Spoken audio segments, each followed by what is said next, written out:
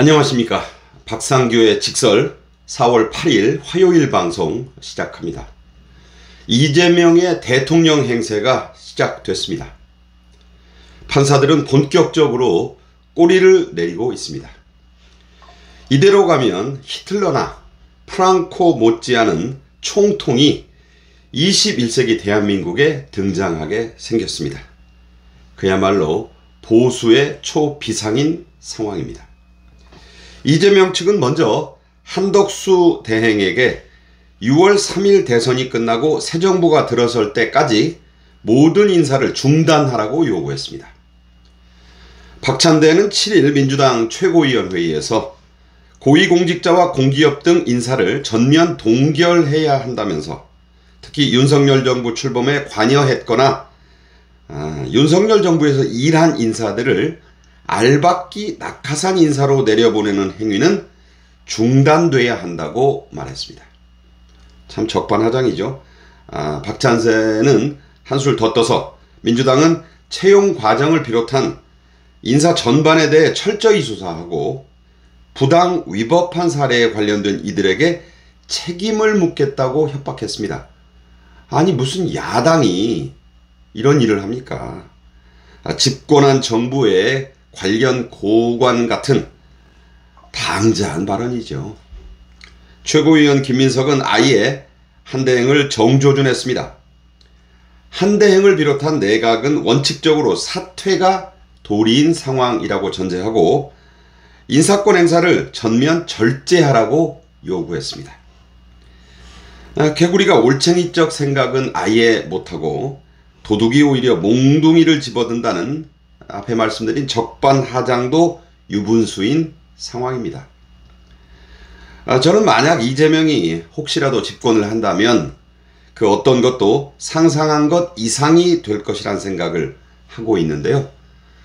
프랑스 혁명 이후의 공포정치, 거기서 그 길로틴에서 끝내 이 처형당한 로베스피에르의 전철을 가지 않을까. 저는 개인적으로 그런 생각까지 해봅니다. 과거 문재인 정부는요, 집권 말기에 한상혁을 방송통신위원장에 알박기했고 마사 회장도 역시 알박기를 했습니다. 다른 공직들은 더 많아요. 일일이 다 열거 안 할 뿐입니다. 대선을 이 58일도 안 남겨두고 벌써부터 이런 식으로 점령군, 사령관 행세들을 하면 실제 집권하면 대체 무슨 일이 벌어지겠습니까? 국민일보 기자를 하다가 이재명 민주당에 합류해서 사실은 총선 공천을 못 받을 뻔했는데 이재명이 그야말로 금배지를 하사한 민주당 대변인 한민수가 또 이런 얘기를 하면서 공격했습니다. 법적으로 당연히 한대행이 행사하게 돼 있는 대통령실 기록물의 지정기록물 이관에도 딴지를 걸었습니다. 한민수 얘기가 가관인데요.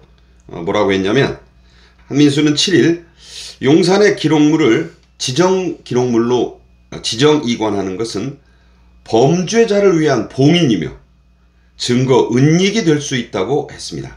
한마디로 한덕수 대행이 내란 가담범으로 처벌받을 수 있음을 명심하라는 그의 이 방자한 말 속에 그 속뜻이 들어 있습니다. 이 법에 따르면 대통령 기록물이 지정 기록물로 지정이 되면 길게는 최장 30년간은 열람이 제한됩니다. 이게 법이에요. 그런데 이것조차 대놓고 무시하는 그야말로 무법, 무도한 그 겁박이 아닐 수 없습니다. 물러난 윤 대통령을 향한 이재명 수족들, 이 졸개들의 공격은 도를 한참 넘어선 지 오래입니다. 개헌보다 내란 종식이 최우선 과제라며 우원식 국회의장의 개헌 제의에 국민의힘은 동참했는데 이재명은 마지못해 그 비명계 반발이 우려되니까 포장지는 좀 바꾸겠다. 5.18을 헌법 전문에 넣는 것 그런 건 되는데 이 권력구조 개편, 핵심 이런 건 내란 종식보다 우선일 수 없다. 사실상 거절을 했죠. 그 이재명의 지령을 그 졸개들이 충실하게, 아니 아주 과도하게 따르고 있는 셈입니다. 민주당은 조기 대선을 치르면서 윤석열 대통령 부부가 수사기관을 오가는 모습을 TV로 생중계되는 상황을 만들어내서 선거운동 기간 내내 이걸 써먹으면서 이 국민의힘 후보를 압박하겠다는 그 속셈을 그야말로 대놓고 노골적으로 드러낸 것입니다. 홍 장원과 곽종근 회유에 앞장섰던 그 사성장군 출신이 부끄러운 이 김병주는 국정안정을 위한 가장 빠르고 유일한 길은 윤석열 재구속뿐이라고 주장했습니다. 여러 명이 하던 얘기를 김병주가 어제 다시 한번 확인 사살을 한 거죠. 박찬대는 김건희 여사가 구약 성경을 모두 외운다고 했던 윤석열 대통령의 허위사실 공표 혐의도 이게 사실 말이 안 되잖아요. 이런 억지 주장을 하면서 이재명 대표에게 들이댔던 것과 똑같은 잣대로 기소하라고 요구했습니다. 민주당은 이미 김건희 여사를 소환해서 명태균 게이트를 수사하라고 요구했고, 주눅이 잔뜩 든 검찰은 김 여사 측에 검찰청사에서 대면 조사가 필요하다는 뜻을 구두로 2번 전달한 것으로 알려집니다. 곧 소환 일정도 조율할 것으로 알려졌어요. 민주당은 또 추경호 국민의힘 전 원내대표에 대한 검찰의 수사를 줄기차게 요구하고 있고, 검찰을 더 위축시키기 위해 심우정 검찰총장 딸의 외교부 특혜 채용 의혹, 이거 아니라고 나왔는데도 여기에 대한 진상조사, 수사도 다시 해라, 이렇게 지금 압박하고 있습니다. 한마디로 윤 대통령 부부와 관련된 여권의 거의 모든 인사들을 모두 불러내고 또 포토라인에 세워서 대선에 써먹고, 검찰에는 어쨌든 너희들은 조기 대선까지 딴짓 하지 말라는 옐로카드, 경고장을 들이댄 상황이다, 이렇게 저는 풀이합니다. 민주당 관계자는 기자들에게 이재명이 집권하면 문재인 정부의 적폐청산 시즌2가 개시될 것이고 그 강도와 폭은 상상 이상일 것이라고 말했습니다. 프랑스 혁명 이후 공포정치, 제가 앞에 말씀드렸는데 그 같은 사정 광풍이 여권 인사들을 향해 전방위로 몰아칠 것이란 예고편을 날린 것이고요. 따라서 여권과 보수층 정말 단단한 비상한 각오를 해야 합니다. 안전벨트부터 꽉 매야 합니다. 그리고 서로의 팔짱을 단단히 껴야 될 그런 상황이 아닌가 싶습니다. 어제도 제가 말씀드렸지만 대법원과 판사들은 벌써부터 꼬리를 내리고 있습니다. 이재명의 선거법 2심 판결이 나오기 전에 재판 결과와 상관없이 이 사건 3심을 전원 합의체에 붙이겠다고 선언했던 조희대 대법원장, 이재명이 법꾸라지 행태를 가속화해도 지금까지 아무 말도 하지 않고 있습니다.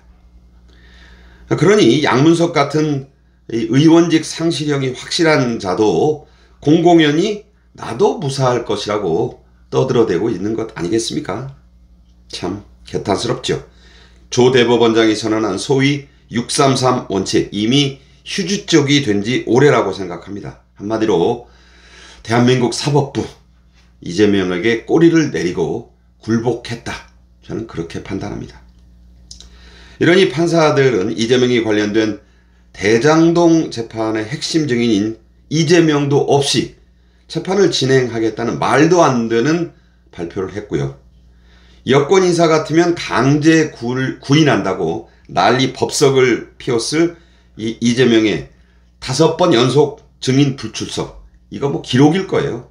이거에도 과태료 딱지만 보내고 있습니다. 보수와 여권은 그야말로 이제 백척간두에 제대로 서 있습니다.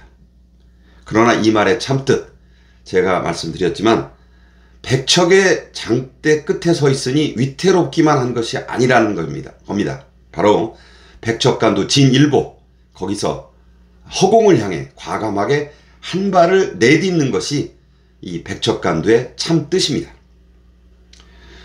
프랭클린 D 루즈벨트, 미국의 전무후무한 사선 대통령의 명언으로 다시 한번 여러분께 말씀을 드리면서 오늘 직설 끝냅니다. 우리가 두려워해야 할 것은 오직 두려움 그 자체일 뿐이다. 박상규의 직설이었습니다. 지금은 합심, 협력, 단합을 해야 할 때입니다. 고맙습니다.